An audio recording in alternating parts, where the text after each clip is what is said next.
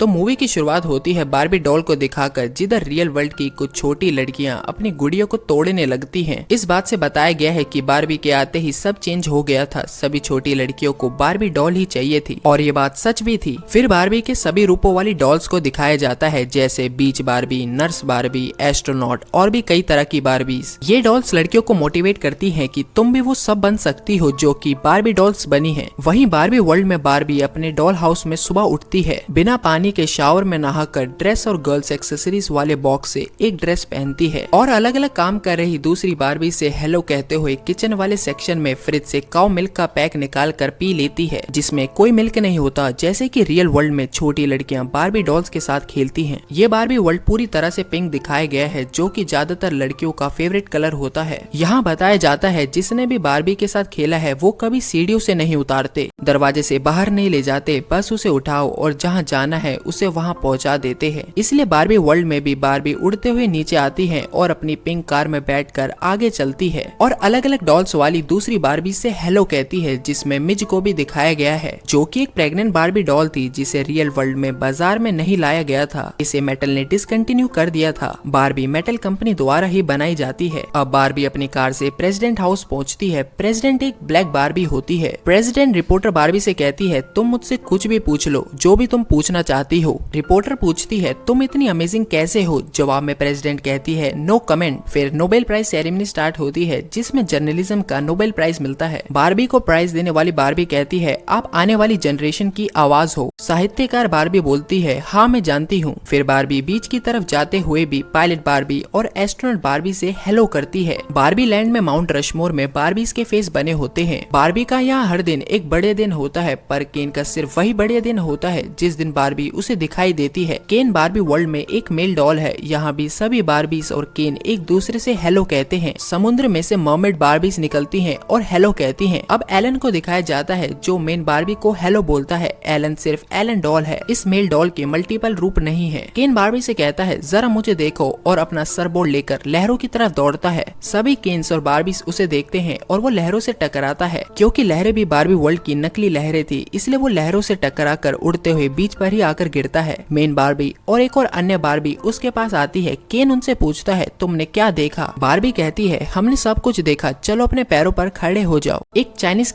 केन से कहता है तुम्हारे लिए लगता है ये बीच थोड़ा छोटा हो गया है। उसके जवाब में केन कहता है अगर मैं गंभीर रूप से घायल ना होता तो तुम्हें बीच में बताता। और चाइनीज केन कहता है मैं किसी भी दिन बीच में आ जाऊंगा, चलो बीच में देख लेते हैं। बारबी इस लड़ाई को खत्म करवाती है। तभी एक गाना शुरू होता है जिसमें सभी केन सभी बारबीज डांस करते हैं। तभी मेन बारबी बोलती है तुम सब मरने के बारे में क्यों सोचते हो? और सभी बारबी की तरफ घूरने लगते हैं। बारबी कहती है पता नहीं मैंने ऐसा क्यों कहा, मैं तो डांस में मरने की बात कर रही हूँ। सभी चिल्लाते हैं और डांस फिर से शुरू हो जाता है। केन बारबी को दूर से किस करता है। बारबी केन को जाने के लिए कहती है। केन कहता है वो यहाँ सारी रात खड़ा रह सकता है। बारबी पूछती है क्यों? केन क्योंकि हम गर्लफ्रेंड बॉयफ्रेंड है। बारबी ऐसा करने के लिए केन को वहाँ से जाने के लिए कहती है और केन को बताती है केन सिर्फ एक अच्छा दोस्त है और ये बारबी का ड्रीम हाउस है, केन का ड्रीम हाउस नहीं, ठीक है। और ये गर्ल्स नाइट है, यहाँ हर रात लड़कियों की रात होती है और केन वहाँ से चला जाता है। गर्ल्स पार्टी के बाद बारबी अपने बेड पर लेटती है और कहती है मैं मरने के बारे में नहीं सोचूंगी। फिर सुबह होती है। इस बार बारबी थोड़ा परेशान उठती है। शावर में ठंडा पानी आता है पर पानी होता ही नहीं है। दूध भी एक्सपायर होता है पर दूध होता ही नहीं है। नीचे जाने के लिए बारबी छत से जंप करती है पर सीधा नीचे आकर गिरती है। बीच पर खेलने के लिए वो अपने हाई हील शूज उतारती है पर उसके पैर एकदम फ्लैट हो जाते हैं और वो गिर जाती है। ये बात बारबी दूसरी बारबीज को बताती है मेरे हील्स जमीन पर टच हो रहे हैं। जब वो उन्हें दिखाती है सब चिल्लाकर बोलती हैं फ्लैट फीट। बारबी कहती है मैं हमेशा एक ही सोच पर चलती हूँ और किसी भी बात के बारे में पहले से नहीं सोचती,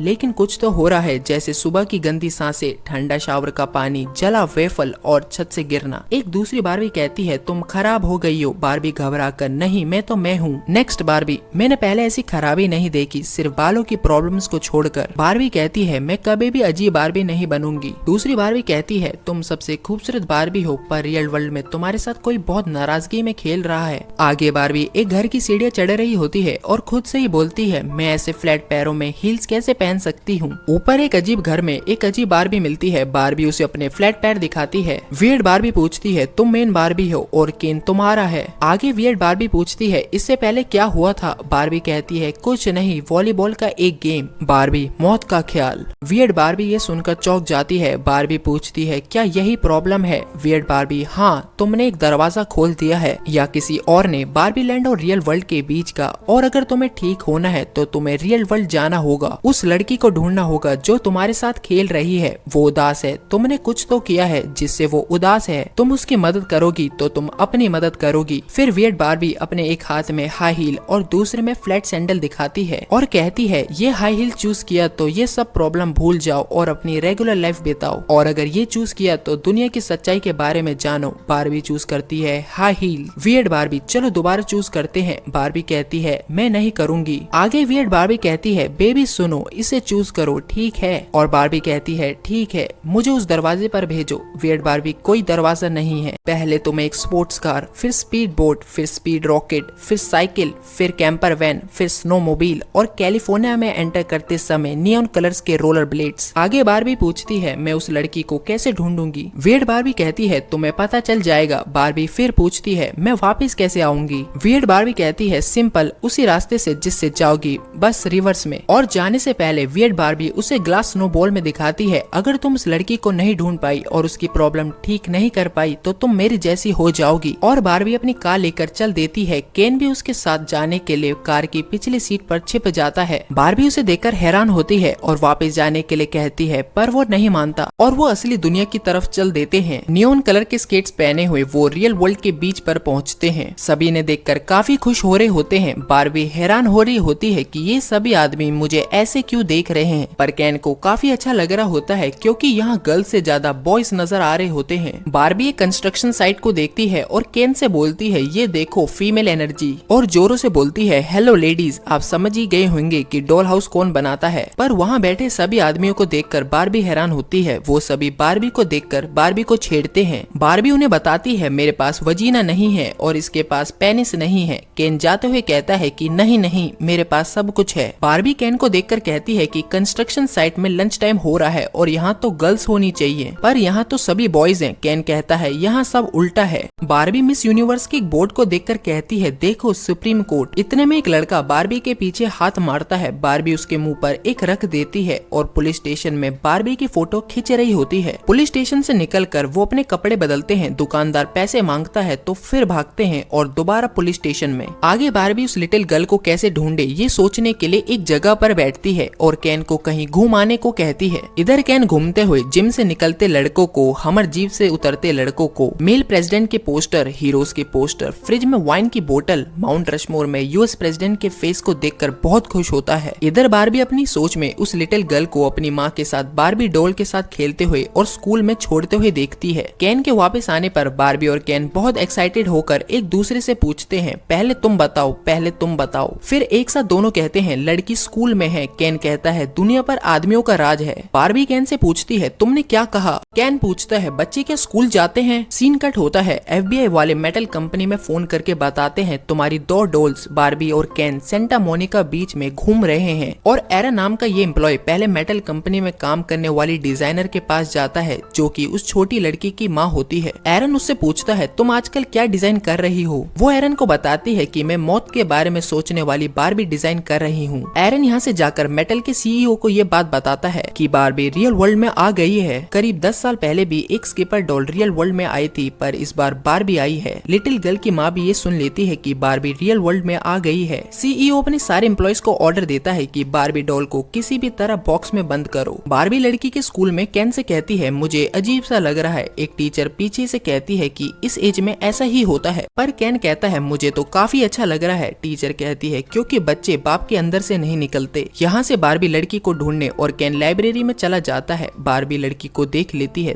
तभी एक दूसरी लड़की से उसका नाम पूछती है। वो लड़की नाम बताती है साशा और बताती है वो तुम्हें तोड़ देंगी। बारबी साशा से मिलती है। साशा पूछती है तुम कौन हो? बारबी कहती है हमेशा से तुम सबकी फेवरेट वुमेन बारबी। साशा पूछती है क्या तुम सच में बारबी हो और नाराजगी से बात करती है और उसे कम अकल वाली सुंदर पर ना समझ कहती है। बारबी साशा को बताती है कि बारबी डॉक्टर, लॉयर, सेनेटर और नोबेल प्राइज विनर है। साशा पूछती है क्या तुम सच में नोबेल प्राइज विनर हो? बारबी कहती है नहीं, मैं नहीं, पर बारबी है। चारों लड़कियां उसके इस जवाब से काफी घूर कर देखती हैं। बारबी कहती है चलो तुम सब मुझे गले लगाओ। साशा बताती है कि हम बारबी से तब खेलते थे जब हम करीब 5-6 साल के थे। अब ये ये हमारे लिए भयानक है। बारबी को ये सुनकर बहुत बुरा लगता है। साशा बारबी को कहती है, तुम लड़कियों को असली बातें नहीं बताती बल्कि सब उल्टा झूठ ही बताती हो, हमेशा नारीवाद की बातें करती हो। बारबी कहती है वो इसलिए कि तुम ताकतवर बन सको, और साशा कहती है कि तुम तानाशाही करती हो। बारबी वहाँ से रोते हुए चली जाती है। इधर लाइब्रेरी से can why man rule man and wars horses नाम की बुक लेकर निकलता है। एक टीचर के टाइम पूछने पर उसे कहता है मेरे पास टाइम नहीं है। प्रिंसिपल से कहता है मैं यहाँ हाई लेवल हाई पेइंग जिसमें लोगों पर प्रभाव डाल सकूं ऐसी जॉब चाहिए। प्रिंसिपल कहता है हमारे यहाँ कम से कम MBA तो होना ही चाहिए, वैसे यहाँ सभी PhD हैं। केन यहाँ से बीच पर जाता है और लाइफ गार्ड से वहाँ लाइफ गार्ड की नौकरी मांगता है। लाइफ गार्ड केन से पूछता है तो तुम लाइफ गार्ड हो? केन पानी की तरफ इशारा करके बताता है मैं वहाँ जाने के लिए तो ट्रेंड नहीं हूँ, पर मैं यहाँ बीच में खड़े रहने के लिए ट्रेंड हूँ। रियल गार्ड कहता है पर यहाँ कोई खतरे में नहीं होता। इधर बारबी एक पेड़ के नीचे बैठी खुद से ही बात कर रो रही होती है। उसके पास मेटल के एम्प्लॉय आते हैं और बारबी को बताते हैं हम मेटल कंपनी से आए हैं। बारबी मेटल का नाम सुनकर खुश हो जाती है। उन्हें बताती है आदमी मुझे एक चीज की तरह देखते हैं, लड़कियां मुझसे नफरत कर रही हैं और मुझे यहाँ अरेस्ट भी कर लिया था। एम्प्लॉय बारबी को साथ चलने के लिए कहते हैं। बारबी उन्हें बताती है मैं यहाँ रोना सीख रही हूँ, पहले एक आंसू निकला फिर बहुत सारे। ये सब केन देख रहा होता है और अपने से कहता है चिंता की कोई बात नहीं है, ये मेटल वाले हैं। मैं बारबी लैंड जाता हूँ और सभी केन्स को बताता हूँ कि मैंने यहाँ क्या क्या सीखा। और इसी समय साशा अपनी कार से बारबी को मेटल एम्प्लॉय के साथ गाड़ी में बैठते हुए देखती है और कहती है अच्छा हुआ ये अरेस्ट हो गई। ये अपने को बारबी समझती थी। साशा की माँ बारबी को पहचान लेती है कि ये असली बारबी है। बारबी मेटल के ऑफिस पहुँचती है, उसे पानी दिया जाता है। बारबी उसे पीती है पर वो असली पानी होता है जो कि उस पर गिरता है। CEO के साथ सभी हंसते हैं। बारबी उनसे अपने पैर को ठीक करने के लिए कहती है। CEO बारबी से कहता है पहले तुम बॉक्स में जाओ फिर तुम बारबी लैंड जाओगी और सब पहले जैसा ठीक हो जाएगा। इधर केन वापस बारबी लैंड जा रहा होता है। बारबी उनसे पूछती है कि तुम्हारा CEO कहाँ है? CEO कहता है वो मैं ही हूँ। सभी पोस्ट के बारे में पूछने पर बारबी को पता चलता है कि यहाँ सभी पोस्ट पर आदमी ही हैं। बारबी उनसे पूछती है कि यहाँ कोई वुमेन इंचार्ज नहीं है क्या, और बॉक्स के अंदर जाने लगती है। जैसे ही पैकिंग शुरू होती है बारबी घबरा कर बाहर आ जाती है और वॉशरूम में अपने बालों को ठीक करने का बहाना बनाती है और बाहर की तरफ भागती है। यहाँ सभी एम्प्लॉय उसे पकड़ने के लिए पीछा करते हैं। बारबी एक रूम में जाती है जहाँ उसे एक बूढ़ी औरत मिलती है जो कि उसे चाय के लिए पूछती है। बारबी हाँ में जवाब देती है और बोलती है यहाँ औरतें भी काम करती हैं क्या? इस बार चाय को वो सच में पीती है। ओल्ड लेडी उसे ध्यान से देख रही होती है और वो बारबी से पूछती है तुम कौन हो? और तभी बाहर से कुछ आवाजें आती हैं। ओल्ड लेडी उसे बाहर निकलने का रास्ता बताती है। बारबी जाते हुए ओल्ड लेडी को थैंक यू बोलती है। यहाँ ओल्ड लेडी अपना नाम बताती है रुथ। बारबी कहती है थैंक यू रुथ। रुथ कहती है योर वेलकम बारबी। असल जिंदगी में रुथ हैंडलर ने ही बारबी को बनाया था और उसे अपनी बेटी बारबरा का नाम दिया था। केन को भी रुथ ने अपने बेटे का नाम दिया था।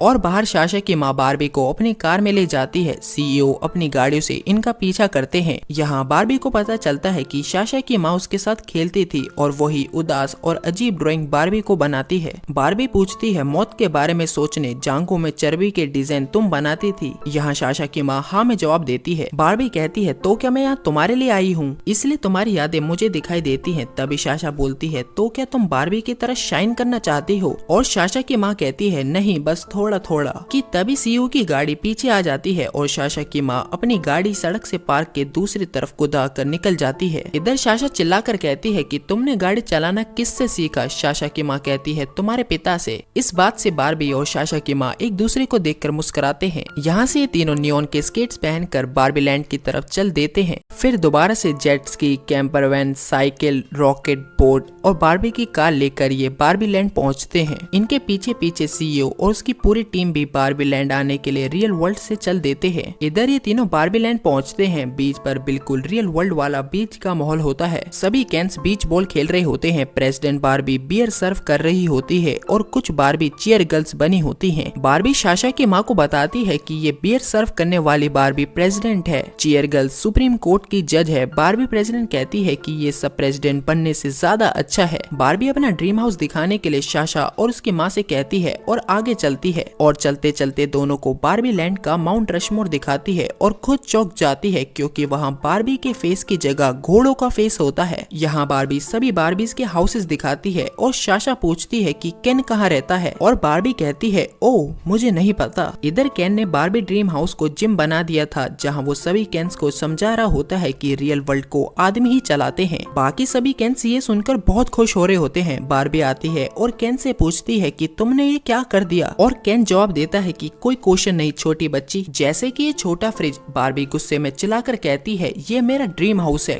केन नहीं, ये मोजो डोजो कैसा हाउस है। इधर रियल वर्ल्ड में मोजो डोजो कैसा हाउस मार्केट में लॉन्च हो रहा होता है। केन ने यहाँ सभी बारबीज को वेटरेस बना दिया होता है जो कि केन की सेवा में लगी होती हैं। बारबी उन सभी को समझाती है कि तुम डॉक्टर हो, वकील हो, पर उन्हें उसी काम में मजा आ रहा होता है। आखिरकार केन बारबी को अपनी प्रॉब्लम्स भी बताता है कि बारबी लैंड में केन्स की कोई इज्जत नहीं करता। केन डॉक्टर नहीं होते, पायलट, वकील और तैर भी नहीं सकते। आगे बारबी देखती है कि हर ऊंची पोस्ट पर केन्स होते हैं, नोबेल प्राइज भी केन्स को ही मिल रहे होते हैं। यहाँ बारबी कहती है कि तुम ऐसा नहीं कर सकते क्योंकि ये बारबी लैंड है, इसके लिए बारबीज ने बहुत मेहनत किया है। केन दुखी होकर कहता है कि इसमें कोई मजा नहीं है और सारे मिलकर कहते हैं इट्स बॉयज नाइट। बारबी को केन का दर्द समझ में आ रहा होता है, पर तभी केन बारबी के सारे फेमस कपड़े ड्रीम हाउस से बाहर फेंक देता है। बारबी रोते हुए सड़क पर ही लेट जाती है। वियर्ड बारबी आकर बारबी को अपने साथ ले जाती है। इधर मेटल के एम्प्लॉयज बारबी लैंड के रास्ते में होते हैं और साशा और उसकी माँ बारबी की कार से रियल वर्ल्ड के लिए निकल जाते हैं ताकि वो ये सब ठीक कर सके। उनकी कार में उन्हें एलन मिलता है और ये तीनों रियल वर्ल्ड न जाकर वापस वियर्ड बारबी के घर जाते हैं। साशा की माँ वियर्ड बारबी से मिलती है और बताती है कि इसे मैंने बनाया था। वियर्ड बारबी कहती है हाँ तुमने। वो यहाँ डिसकंटिन्यू बारबी से भी मिलती है। साशा की माँ यहाँ बारबी को समझाती है कि तुम बहुत सुंदर हो और बहुत ही समझदार हो और बारबी कितनी अच्छी है। इस पर एक लंबा लेक्चर दे देती है। बारबी फिर उठती है और कहती है हम सब केन को रोकेंगे। वियर्ड बारबी और साशा कहती है अब फाइनल प्लान ये है कि सभी केन्स को एक दूसरे के खिलाफ करना। साशा की माँ बारबी का मेकअप कर रही होती है, तब बारबी कहती है ये सब करने के बाद भी क्या केन मुझे पसंद करेगा। साशा की माँ कहती है हाँ करेगा। बारबी कहती है कि केन भी काफी उदास है, पर साशा की माँ उसे समझाती है कि उसने तुम्हारा घर ले लिया, तुम्हारे दोस्तों को भड़काया, तुम्हारी गवर्नमेंट को अपने काबू में ले लिया, सच है ना। और बारबी केन के पास जाती है और उससे प्यार भरी बातें करती है और उसकी गर्लफ्रेंड बनने के लिए कहती है और केन तो यही चाहता था। बीच पर सभी केन्स अपनी अपनी बारबीज के साथ गाना गाने लगते हैं और तभी बारबी अपने मोबाइल से किसी और केन को मैसेज कर देती है। केन ये मैसेज पढ़ लेता है। दूसरी बारबी भी अलग अलग केन्स के पास जाती है। इसी तरह केन्स और केन्स में युद्ध शुरू हो जाता है। बारबीज दूर बैठकर ये सब देख रही होती हैं। युद्ध के बीच में सीईओ और उसकी टीम भी आ जाती है। लड़ते लड़ते सभी केन्स में फिर से दोस्ती हो जाती है और आज ही के दिन में सरकार बनने की वोटिंग होनी थी जो कि नहीं हुई थी। बारबी लैंड ही बना रहा। सभी केन्स वापस बारबी हाउस आते हैं और देखते हैं सब कुछ पहले जैसा हो गया है। को बारबी लैंड के नियम कानून के हिसाब से चलना होगा। आगे केन घर के अंदर जाता है और रोने लगता है। बारबी उसे समझाती है कि तुम केन हो और तुम्हें खुद अपने को साबित करना होगा। सभी केन्स जोश में कहते हैं हाँ हम केन हैं। मेटल का सीईओ वहाँ आता है और प्रेसिडेंट से कहता है मैं यहाँ की हर चीज पहले जैसे कर दूंगा। प्रेसिडेंट सीईओ को समझाती है नहीं पहले जैसा नहीं करना। फिर वो वियर्ड बारबी से कहती है आई एम सॉरी, हम तुम्हारे पीठ पीछे तुम्हें वियर्ड बारबी कहते हैं और तुम्हारे मुंह पर भी। फिर प्रेसिडेंट वियर्ड बारबी को कैबिनेट में सफाई करने का मंत्री बनाती है। एक दिन केन्स को भी बारबी लैंड में वो जगह मिल जाएगी जो जगह औरतों की रियल वर्ल्ड में है। साशा की माँ भी सीईओ से ऑर्डिनरी बारबी बनाने के लिए कहती है जो बच्चों की माँ हो। सीईओ को ये आइडिया पसंद आता है और वो इसके लिए मान जाता है। साशा सीईओ से बारबी के बारे में पूछती है क्योंकि बारबी बेचैन थी कि अब उसे क्या करना है। सीईओ कहता है बारबी केन से प्यार करेगी। बारबी मना कर देती है, वो केन से प्यार नहीं करती। तभी वहाँ रुथ हैंडलर आती है और सबको बताती है मैंने बारबी को बनाया है और बारबी जैसी सुंदर कोई नहीं। रुथ बारबी को अपने साथ चलने के लिए कहती है। सभी बारबी को बाय करते हैं। रुथ बारबी को समझाती है तुमने हमेशा बच्चों को माँ से कनेक्ट किया है, इसलिए वो हर वक्त एक दूसरे की मदद करते हैं। बारबी रुथ से मनुष्य बनने की इजाजत मांगती है। रुथ कहती है मैं तुम पर कंट्रोल नहीं करती। बारबी मनुष्य की जिंदगी जीना चाहती थी। रुथ बारबी का हाथ थाम कर उसे औरतों की लाइफ का एहसास कराती है। फिर हम देखते हैं बारबी लैंड का सारा प्लास्टिक वहीं छोड़कर लॉस एंजलिस में साशा और उसकी माँ के साथ आती है। वो एक बिल्डिंग के बाहर उसे छोड़ते हैं और उसे बाय कहते हैं। बारबी से रिसेप्शन में नाम पूछा जाता है तो वो बताती है हैंडलर कोमा बारबरा। फिर रिसेप्शनिस्ट पूछती है तुम यहाँ किस लिए आई हो। बारबी कहती है मैं यहाँ अपनी स्त्री रोग विशेषज्ञ से मिलने आई हूँ। और मूवी यहीं खत्म हो जाती है। Thanks for watching.